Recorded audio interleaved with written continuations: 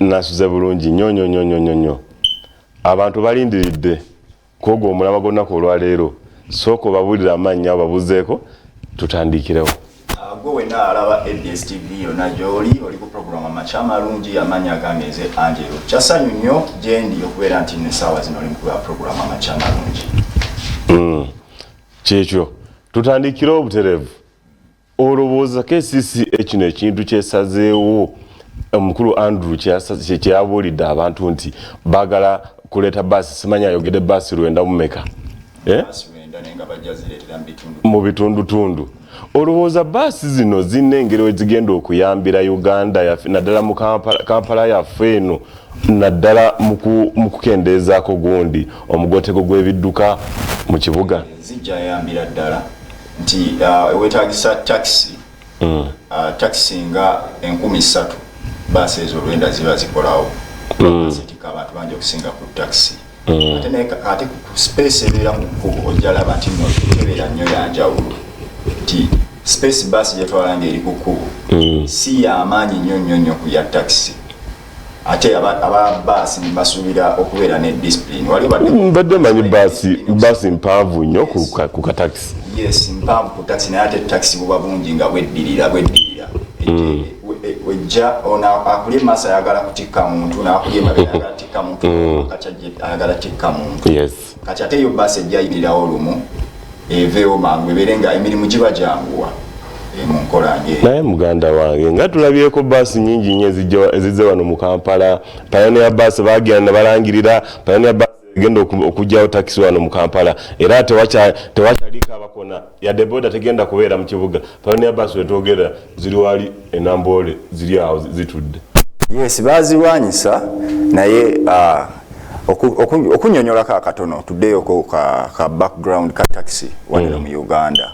okuddayo enjagala awo ddala saidi za Utoda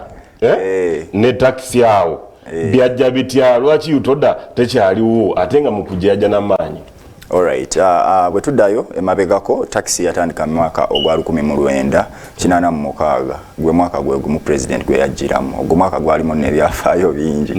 Taxi nazo we zaatandikira actually Utoda we yatandikira Uganda Taxi Operators and Drivers Association we yatandikiraawo kakati bwe yatandika mu mwaka ogwo 1990 nekwatayo abantu ne batandika okumanya enkola ya taxi kuba mu myaka giri egyedda bakozesanga nnyo obumotoka obutonotono ne waliwo we bayitanga bumatatu neno taxi eriwo matatu naye waliwo matatu eri leze Kenya ndozo zitegeera dudu ezo zekyenda zikwatayo kati awo endala bagitanga people people ebiseera byaffe mumanye abali abakyali baana bato ffe twalinga ebiseera ebyo zi people. Kakati awo tuyingira emyaka egy'enkumi 2 omukulu Musa Katongole ajja abeera chairman wa Utoda. Musa Katongole bwakikwatamu ne batambulamu emyaka ne bakola contract ne KCC ne KCC ne bakola nayo contract nga Utoda yalinga yakuwaayo esente eziwerera ddala obukadde 209 buli mwezi mu sente za welfare baze bakuŋŋaanya nga omusolo era ne registeringa nga limited company Utoda eyo. Kati batandika okukola KCCA nefunamu okwemulugunya olw'enkola yaabwe ey'emirimu n'ensasula yaabwe.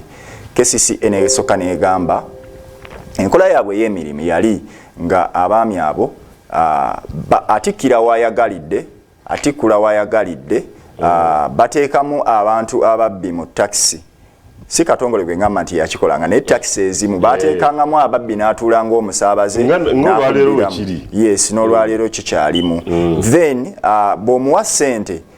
asobola okukugiramu waayagalidde owa taxi ekitali kuwa baasi bw'owa taxi ssente nga wakayingira ng'obadde katugamba ogenda Kamwocha ng'ova mu tawuni ayinza okukugiramu ewandege yange alaba ate waliwo abadda mu kibuga abangi agamba gwe kankugiremu waneeno kuba wasasudde dda kati enkola eyo abantu ne beemulugunya nga tebakyagala. Omwami Katongole azze batandise okukola emirimu gyabwe ne KCC kati bwe yakyuka nejja mu kubeera KCCA mu mwaka ogwa 2011 Jennifer Musisi wajjira nga ED executive director wa Kampala oba Nankulu bwajja ne bakyusa ne bagamba KCCA egenda kubeera ng'ejja kuyutoda obukadde 380 buli mwezi okuva ku buli 229 KCC be yali ebajjako. Yes. Esente ezo ne babeera nga bazireeta mu bitundu abayutoda ate olumu nga bazireeta nawe baagalidde bitundu basasula bubi ate olumu baleeta we baagalidde. Kakati awo kwe kukwata ensonga eyo Jennifer Musisi n'omukulu wa Alan Kawuja yali mugezi wa mu KCC ebiseera ebyo Kawuju n'agamba mutandika oleeta obukadde 380 abasajja nga babusasula bubi. KCC enegamba katubajjeko contract twesololeze sente ezo era okusinziira ku Alan Kawuju yagamba nti n'omwezi ogwasooka nga batandise okuŋŋaanya sente ezo bajjamu akawumbi kamu n'ekitundu. Ekitegeeza nti wali enjawulo abasajja bakola ki batwalanga akasente kangi batwalanga Lions share bava ne ku half ne batwala kukalinga kanene nnyo awo. Okitegeera kakati bwe babajjako egundi contract eyo mu mwaka gwa 2015 mukulu Alan Musa Katongole ne baddukira mu court nga bakozesa baloya baabwe bakozesa Desmond Kabega omumanyi. Yes. Bakozesa Kabega Bakozi and Bukenya Company Advocates ne batwalayo omusango nesoko court negamba gusoke gubeere ku pending. KCC ene bayita bateese ebweru wa court ne balemerako naye balemerako omusango ne gumala ne bagulemererwa guwangula we batyo ne bajja contract yaabwe nevaawo kati bwevaawo ataawo pebu ejira pebu ndozo kitege Pioneer is a bus yo jogambye ewumulidde enambo kati bakolera mu bwenzi bakwatidde mama cheka kazane bachina obu basi wayo ku Kampala road ku Jinja road bayinawo bugenda ku Port Bay obulala ne bumalayo eri bweyogererewa. So abakulu abo we bajja ne bagezaako enkola yaabwe yali nga simbi yali nnungi nkiwabo babatambulirako mu Pioneer is buses wajagala nakitambulira mukola kubaziranye mu kkubo. So kati yeyo jane bwezze naye on top of that bayina ebirungi n'ebibi bye bayina aba taxi abaaliwo abayutoda n'abaliwo kati kyatuukawo ku gundi awakula ennume weeziri zaali za gavumenti nazo oba zaali za KCC oba KCCA nga tezikyakola kweziri ku Gayaza road woba ogendayo zetulanya okulaba basi bbiri zokka bweziti kati ali ku lugendo olwo KCCA eyogera ebirungi n'ebibi n'abantu ngaffe abatambulira mu taxi twogera ebirungi n'ebibi n'eggwanga lyennyini lirina ebirungi n'ebibi ebiri mu taxi. Ebisookera ddala ebirungi bagamba nti nno taxi ezo ziwa omusolo mu Uganda zicontributingako percentage ku sente omusolo government gwesasula. Ogwo omusolo guli mu kusasula waliwo sente eza buli mwezi kati eziriwo emitwalo 12 owa taxi gyasasula mitwalo 12 nkaga njakutanja kitereezaamu zasasula okugenda ku vehicle inspection emirundi 2 mu mwaka akakasente kitegeeza ka revenue ka government ere kafuna akagenda mu government then cooperating jire emitwalo nkaaga then cooperatingira mu Kampala basasula emitwalo 12 KCCA buli mwezi buli mwezi wa taxi asasula emitwalo 12 ekitegeeza nti nno babeera ba contributing ze obala taxes ziri mu Kampala babeera ba contributing 20% ku revenue ya KCCA. Mukulu tusooke tugendeko mugundi mu engeri kati essaawa zino KCCA werikolamu amakubo mu Kampala. Amakubo agakolebwa essaawa zino gundi KCCA mu Kampala mu kibuga mu Makati sikiwanga mu makubo ago gali in any way bagenda okusupportingira entambula ya basi kuba nsimanyi basi ziba mpanvu nnyo naate bw'otunula essaawa olaba taxi ziremerera okutambula bulungi mu ngeri gye bakolamu obukubo obwo. KCCA ebala ki okutandika okukola okunyiga bwetyo amakubo? Actually means of transport zigenda beera nnyingi mu makubo gonna agali main tewali kubo lyoyinza gamba nti no bus teyitamu ate ekisooka bajjamu round about ebyo byali ebitonotono nga bingi bireeta jamu ne babijjamu ne baleeta ebitaala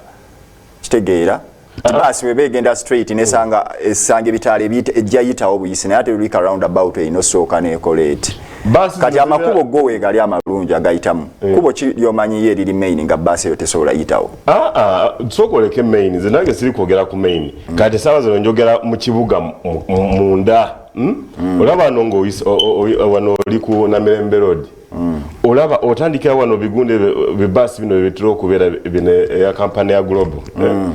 akakubo kugamba olabanga ne boda yennyini weba ekayimiriddemu weti olabanga eba ekamazeeyo ate lekubo kati basi gapita zityo